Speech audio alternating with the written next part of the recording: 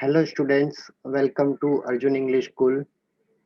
Now today in 12th standard account subject I am going to start a new chapter, that is accounting for share capital in part 2. Okay. So now I am going to start for the second term. Here you all have heard about the accounting for share capital, and the word share is no new for you. Okay.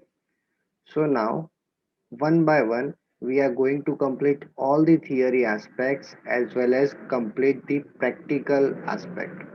Now, here, first of all, remember one thing, that earlier the Companies Act, that is 1956, but then after it is amended by our Indian government and Companies Act becomes 2013.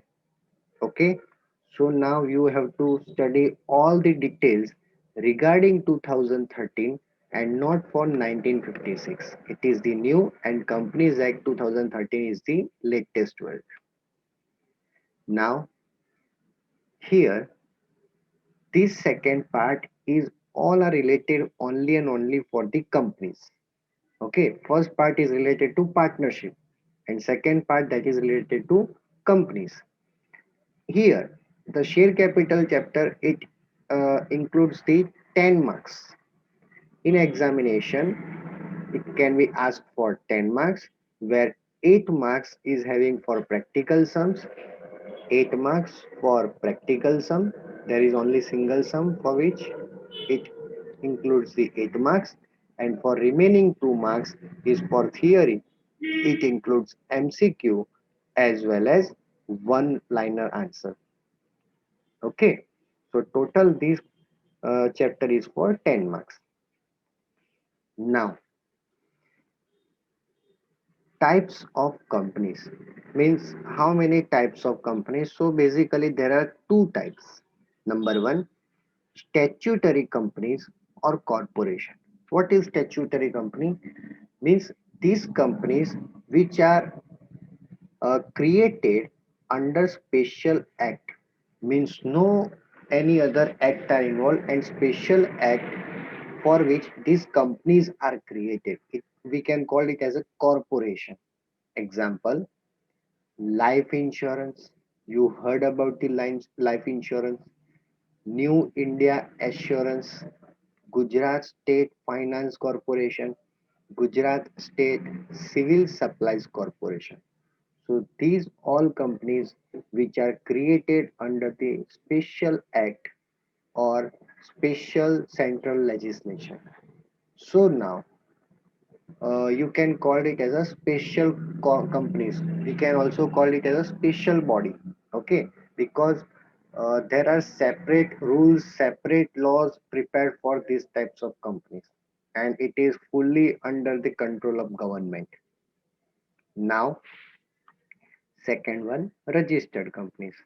So this registered company is also under the observation for government, observations under the government, but it is not totally government company. It can be public company, it can be a private company. So this called a registered company. Company which are registered and formed under the Companies Act, means these companies are registered as per the rules and guidelines of Companies Act. Companies Act means Companies Act 2013. Okay, so all the rules of 2013 that are complied with, and here a company that is formed which we called registered companies. Now here these companies are in the two types of main heading, that is private company as well as public company. Now private company means if we are in future, if we are opening a company where the owners, or we can call it as a director, there are only it can be only one director, two director, five directors, 10 directors, and if we float a company and doing a business in my own way, but We just have to follow all the regulations and rules which are implied by the Companies Act 2013. Okay, there is a specific word which control over the company that we call SEBI. Full name of SEBI, that is Securities and Exchange Board of India.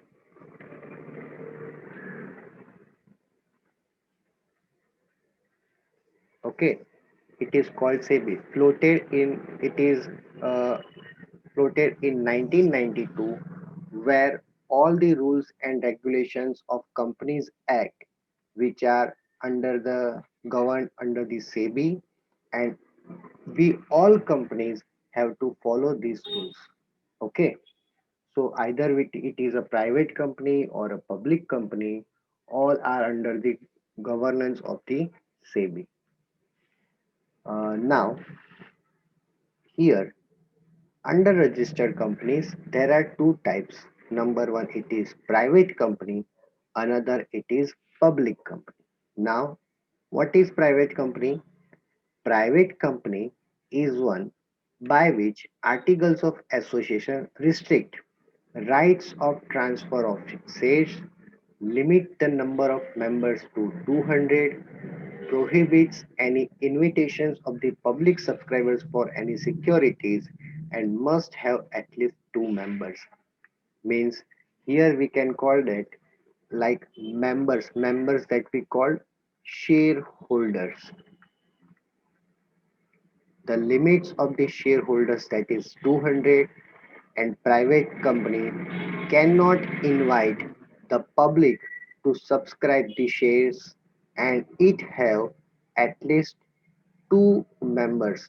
Means we can call it like minimum two members but maximum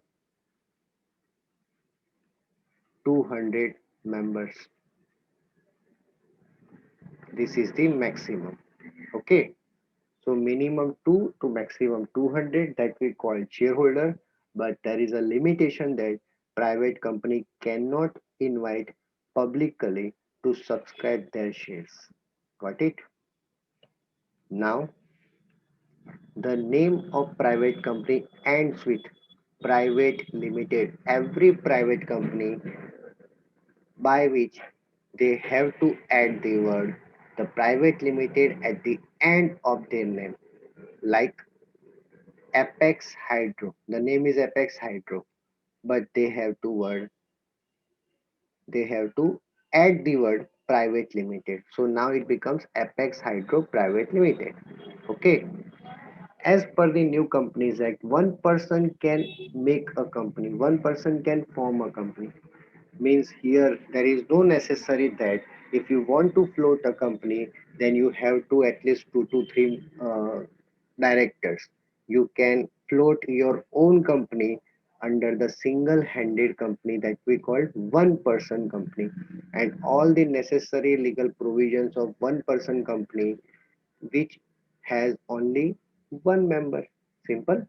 And it is incorporated as a private company. So now here it is a summary that registered company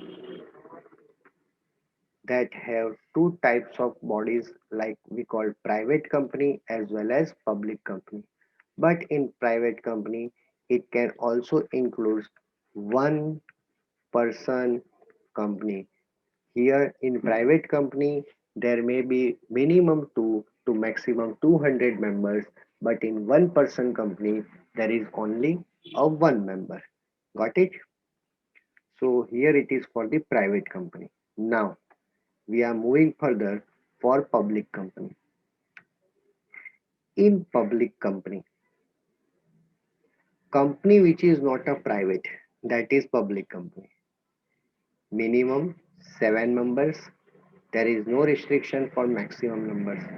Now, here they can ask for the difference between private company and public company.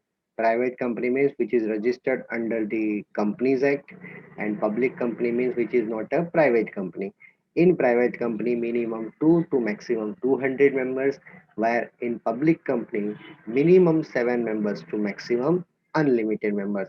And at the end of the uh, name of the company, we have to word we have to add a word limited, like Karnavati Textiles Limited. In private limited company, there is a word PVT, private limited.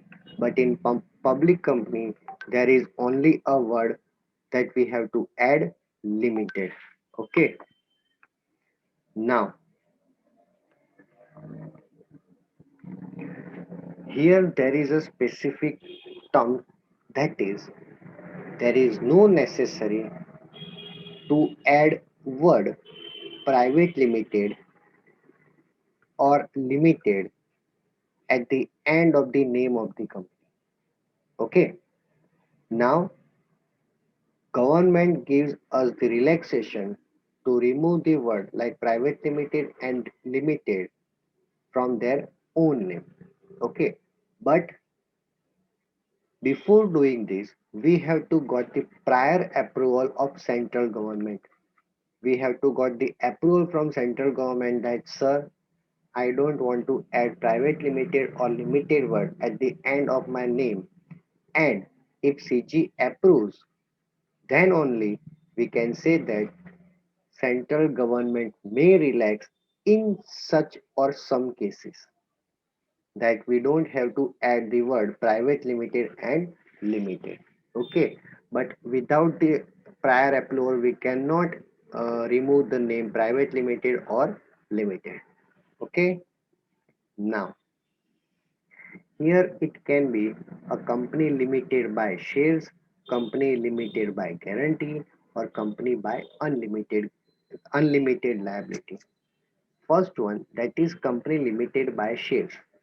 It means company has limited liability where it has limited shares, and only members, means shareholders, are limited up to their face value of shares, means their liability is limited up to the face value of shares. Means if company creates a huge loss or huge profit, members are not responsible for such kind of loss as well as profit, because their liabilities are limited to the extent of face value. Second point, limited by guarantee. Here, the liability of the shareholder is limited to the specific amount as guaranteed. Means if there is a member who has provided a guarantee for 5 lakh rupees, means if here company made a loss of 50 lakhs, but such member is responsible for the loss of only 5 lakhs, that we call limited by guarantee. And third point, company by unlimited liability, means liability of the member that is unlimited. If company suffers a loss, then there is no any limit. Here, if loss amount is high, then member have to add the fund from their personal accounts to compensate this loss. It is called unlimited liability. Generally, shareholders are not approving the unlimited liability, because any kind by any kind or in any act of company's members have to suffer a huge loss, and therefore they are not allowing this for unlimited liability. Got it? Now, here types of company based off establishment and based on registration. Based on registration, it is the liability of members, liability limited by shares, limited by guarantee, unlimited, and limited by shares where it is a private company, public company, and one person company. Now, meaning of shares. Most important definition for meaning of shares: capital of the company is called share capital, which can be divided share capital, which can be divided into transferable small denominations. Each such unit of denomination is known as shares. Means here, if the company's requirement that is for 50 lakh rupees, now company cannot collect the 50 lakh rupees from a single person. So To distribute this amount, if here company divide it by 100 rupees, means total numbers that company got, five 50,000. Okay, it means we can say that 50,000 are the numbers, each having a value 100 rupees, and total company that got 50 lakh rupees amount. 50,000 multiplied by 100, it is 50 lakhs. It means number of shares, that is 50,000, and each share having a face value of rupees 100. So now the total amount, it becomes 50 lakhs. Got it? So here this is the definition, that total amount of share capital means 50 lakhs, which can be divided into transferable small denominations. Small denomination means small denominations of 50,000 numbers. Each unit, it is known as shares. Means we can say that 50,000 here are the number of shares in our example. Clear? Now, second point, that is types of shares. How many types of shares? So here you can see that it is one preference share and another it is equity share. Now, what is preference share? Preference share is one who gives the preferential rights to its holder for receiving the dividend at this specified date before any dividend paid to the equity shareholders.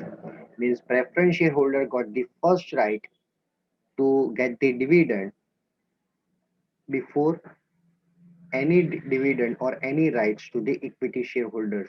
Means if you are the preference shareholders, means there is a fixed liability for the company to pay dividend. Here it is the preferential rights to the preference shareholders to get the dividend before any other liability or expenses. So there is a single benefit for preference shareholders to get the fixed amount of dividend. Got it? Now it is called preference share. Second one, equity share. Yes, this one. Here every equity shareholder, there is no fixed liability for the company to pay the dividend. Means here, if company made a sufficient, or we can call it reasonable profit, then from this reasonable profit, company may pay dividend in board meeting. After discussing in board meeting, company may pay here a fixed amount of dividend, but the dividend amount, that is okay. So here the liability of the company, that is limited. Means company is not bound to pay any amount of dividend to the equity shareholders, but company may pay a dividend if he has a reasonable profit and they can approve it after the board meeting. But if company suffers any loss, then there is no fixed liability to pay the dividend. So for company, compared to preference share capital, equity share capital is more beneficial. Got it?